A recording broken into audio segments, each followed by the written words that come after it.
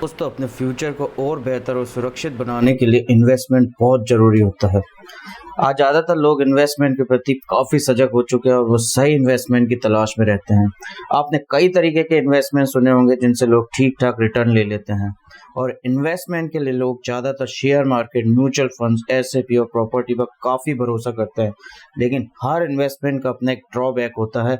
जैसे किसी में रिस्क ज़्यादा होता है तो किसी में मुनाफा कम होता है। लेकिन एक ऐसा इन्वेस्टमेंट भी होता है जिसमें रिस्क भी कम होता है और रिटर्न भी हाई होता है, क्योंकि इसमें इन्वेस्टमेंट की कोई बाध्यता नहीं होती है। इसमें equity, bond, currency, convertible securities, commodity, derivative, property जैसे किसी भी क्षेत्र में जहां पर रिटर्न की अच्छी खासी संभावना होती है उसमें इन्वेस्टमेंट किया जा सकता है। और इसमें इन्वेस्टमेंट आप और हम डायरेक्टली नहीं करते हैं, बल्कि इसके कुछ एक्सपर्ट्स होते हैं जिन्हें इन्वेस्टमेंट की काफ़ी अच्छी खासी नॉलेज होती है, वो आपके लिए इन्वेस्टमेंट करते हैं। वैकल्पिक बाजार चाहे ऊपर जाए या नीचे, ये बाजार की अस्थिरता के बाद भी अच्छा खासा रिटर्न कमाने में काफ़ी सक्षम होते हैं। वो किसी एक जगह पर या कुछ जगहों पर ही इन्वेस्टमेंट करने के लिए बाध्य नहीं होते हैं, बल्कि वो हर उस जगह पर इन्वेस्टमेंट कर सकते हैं जिधर उन्हें लगता है कि वो उधर से अच्छा खासा पैसा कमाकर इन्वेस्टर्स को दे सकते हैं। बस वो इन्वेस्टमेंट का क्षेत्र जेन्युइन होना चाहिए। दोस्तों, इस तरह के इन्वेस्टमेंट को कहते हैं हेज फंड इन्वेस्टमेंट, और हेज फंड का परिचालन करने वाले इन लोगों को कहते हैं हेज फंड मैनेजर्स। इनकी अपनी एक फीस होती है जिसे लेकर ये इन्वेस्टर्स के पैसे को सही जगह पर इन्वेस्ट करते हैं। लेकिन अभी बहुत कम लोग हेज फंड्स के बारे में जानते हैं, और आप चौंक जाएंगे, फोर्ब्स की लिस्ट में दुनिया के 100 सबसे ज्यादा पैसे वाले लोगों में से 9 पैसे वाले लोग तो ये हेज फंड मैनेजर्स हैं। तो आइए जानते हैं कि दुनिया के सबसे अमीर और सफल हेज फंड्स मैनेजर्स और इनकी फर्म्स के बारे में। जिम साइमंस की हेज फंड कंपनी का नाम रेनेसेंस टेक्नोलॉजीज है, जो कि उन्होंने 1982 में स्थापित करी। हेज फंड मैनेजमेंट से पहले जिम साइमंस गणित के प्रोफेसर थे और 40 साल की उम्र में उन्होंने जॉब छोड़कर एक हेज फंड कंपनी बनाई जिसका नाम उन्होंने रखा रेनेसेंस टेक्नोलॉजीज। आज वे दुनिया के सबसे सफल हेज फंड मैनेजर्स में से एक है और 2021 में फोर्ब्स की सूची में दुनिया के सबसे अमीर लोगों में वे 28वें स्थान पर थे। रेनेसेंस टेक्नोलॉजीज का क्राउन ज्वेल मेडेलियन फंड है, जो कि केवल उसके कर्मचारियों के लिए खुला है।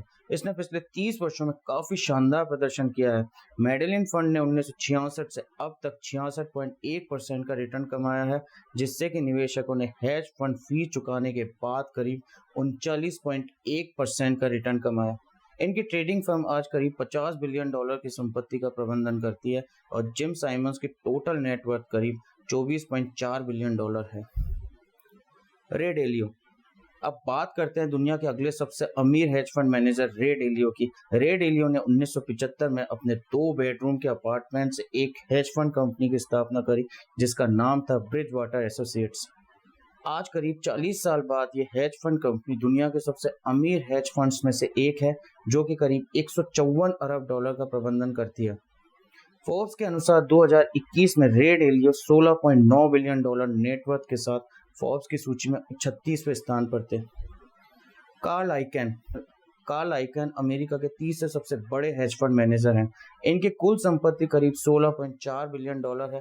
इनकी कंपनी आइकन कैपिटल मैनेजमेंट अक्सर बड़े अरबपतियों कॉर्पोरेट के साथ मिलकर कंपनीज के अधिग्रहण करने में डील करती है। 1985 में आइकन ने ट्रांसवर्ल्ड एयरलाइंस को अपने कब्जे में ले लिया और आज 85 साल की उम्र में भी काफ़ी सक्रिय हैं और अब तक करीब $200 मिलियन दान में दे चुके हैं।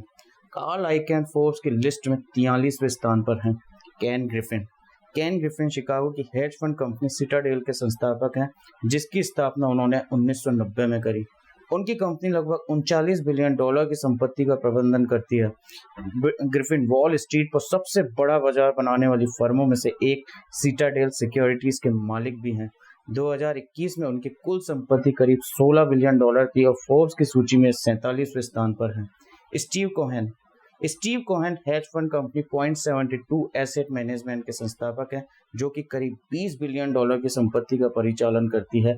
ये करीब $16 बिलियन के मालिक हैं और फोर्ब्स की सूची में 28वें स्थान पर हैं। डेविड टेपर अपने समय के सबसे बड़े हेज फंड मैनेजर माने जाते हैं। इनकी फर्म एपोलूसा ने अपने पहले 25 वर्षों में अपने ग्राहकों को 25% तक के रिटर्न का दावा किया है, जो कि बहुत ही काबिल तारीफ है। फोर्ब्स के अनुसार इनकी कुल नेटवर्थ करीब $15.8 बिलियन है। फोर्ब्स की सूची में ये 49वें स्थान पर है। इजराइल इंग्लैंडर 1989 में इजराइल इंग्लैंडर ने अपने मित्र रोनाल्ड शियर और कुछ परिवारजनों के साथ मिलकर $35 मिलियन के साथ मिलेनियम मैनेजमेंट की शुरुआत करी। शुरू में समूह का कारोबार अच्छा नहीं रहा और 1990 में शियर ने मिलेनियम समूह से अलग होने का फैसला कर लिया। तब अपनी हार से सीख लेकर इंग्लैंडर ने स्टैटिकल आर्बिट्रेज यानी कि सांख्यिकी आर्बिट्रेज जैसी रणनीतियों का उपयोग करा और सफल होते चले गए और आज ये हेज फंड समूह करीब $53 अरब का नियमन कर रहा है और अपने इन्वेस्टर को काफी अच्छे मुनाफे दे रहा है। फोर्ब्स की सूची में इंग्लैंडर दुनिया के 71वें सबसे अमीर आदमी है और इनकी कुल नेटवर्थ करीब $10.5 बिलियन है। Chase Coleman. अब हम बात करते हैं दुनिया के सबसे कम उम्र के सबसे सफल हेज फंड मैनेजर्स में से एक चेस कोलमैन की। चेस कोलमैन केवल 46 साल के हैं और सबसे सफल हेज फंड कंपनी में से एक टाइगर ग्लोबल मैनेजमेंट के मालिक हैं। 20 साल पहले उन्होंने फर्म शुरू करने से लेकर अब तक करीब 21% का वार्षिक रिटर्न देने का दावा किया है, जो कि बहुत ही शानदार प्रदर्शन है। ये फर्म अभी टाइगर के ग्लोबल वेंचर का भी निर्माण कर रहा है। फोर्ब्स की सूची में कोलमैन 73वें स्थान पर है और इनकी नेटवर्थ करीब $10.3 बिलियन है। George Soros. अब हम बात करते हैं बहुत ही परोपकारी hedge fund manager George Soros की, जिसने अपने ओपन सोसाइटी फाउंडेशन के माध्यम से करीब $16.8 बिलियन दान में दिए हैं। जियोर्ज सोरोस एक हेज फंड टाइकून है और 1969 से 2011 तक अपने क्लाइंट्स की मनी का काफी अच्छा प्रबंधन करा। आप सुनकर ये हैरान हो जाएंगे कि जॉर्ज सोरोस को ऐसे व्यक्ति के रूप में भी जाना जाता है जिसने 1992 में ब्रिटिश पाउंड को $1 बिलियन के लाभ के लिए बैंक ऑफ इंग्लैंड को तोड़कर छोटा कर दिया। इनकी कुल नेटवर्थ $8.6 बिलियन है और फोर्ब्स की सूची में 92वें स्थान पर है। डेविड शॉ। डेविड शॉ दुनिया के एक बहुत ही प्रसिद्ध हेज फंड मैनेजर है। ये कोलंबिया विश्वविद्यालय में कंप्यूटर साइंस के प्रोफेसर थे। 1988 में उन्होंने hedge fund company D Shaw की स्थापना करी। डी शॉ को अपने हेज फंड में अपने ग्राहकों को अच्छे रिटर्न देने के लिए परिष्कृत गणितीय मॉडलिंग और एल्गोरिथम का उपयोग करने के लिए भी जाना जाता है। इनका हेज फंड समूह करीब $55 बिलियन से अधिक संपत्ति का प्रबंधन करता है।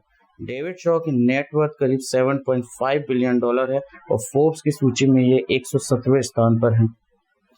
दोस्तों, ये तो हमने आपको केवल दुनिया के 10 हेज फंड मैनेजर्स बताए हैं।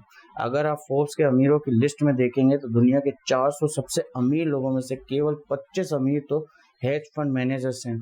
आप खुद सोचिए कि इनके पास इतनी संपत्ति आई कैसे, क्योंकि इनकी फीस और इन्वेस्टमेंट प्लानिंग काफ़ी हाई होती है। काफ़ी बड़े इन्वेस्टर्स का इन पर भरोसा होता है। ये जानते हैं आपको कैसे हाई रिटर्न्स मिल सकते हैं, क्योंकि इस काम के खिलाड़ी होते हैं। ये किसी एक जगह पर बंद कर इन्वेस्टमेंट करने के लिए बाध्य नहीं होते हैं, बल्कि इन्वेस्टमेंट के लिए इनके पास बहुत बड़ा बाजार होता है और ये इन्वेस्टमेंट के सही मौके ढूंढते हैं। जैसे ही उनको सही मौका मिलता है ये बाजी लगाते हैं, बहुत ज़्यादा चांसेस होते हैं कि अच्छा खासा मुनाफा निकाल लेते हैं। लेकिन इनके साथ ये रिस्क भी होता है कि अगर हेज फंड मैनेजर सही ना हो तो इससे बहुत बड़ा नुकसान भी हो सकता है। इसलिए फायदे और नुकसान को जानकर ही सही हेज फंड मैनेजर का चुनाव करना चाहिए। हमने नीचे डिस्क्रिप्शन में एक हेज फंड मैनेजर का आपको लिंक भी दिया है जो काफ़ी सालों से काफ़ी अच्छा परफॉर्म कर रहा है। आप चाहे तो उस पर अपना भरोसा कर सकते हैं, लेकिन इन्वेस्टमेंट पूरी तरह से सोच समझ कर ही करें, क्योंकि हर इन्वेस्टमेंट हर आदमी के लिए नहीं बना होता है। हेज फंड का भी एक ड्रॉबैक होता है। हेज फंड में केवल वही लोग पैसा लगा पाते हैं जिनके पास काफ़ी अच्छा खासा पैसा होता है। आप छोटी पूंजी से हेज फंड में इन्वेस्टमेंट नहीं कर सकते हैं। अगर आपके पास अच्छा खासा मोटा अमाउंट है तो आप निश्चित रूप से इन पर भरोसा कर सकते हैं। ये काफ़ी अच्छे इन्वेस्टर्स होते हैं और काफ़ी अच्छी खासी इनको नॉलेज होती है। तो दोस्तों, ये हमने बताया आपको हेज फंड्स के बारे में। आप बताओ हमारी ये नॉलेज आपको कैसी लगी। आप कमेंट बॉक्स में ज़रूर लिखें। Thanks to watch this video. Bye, good day.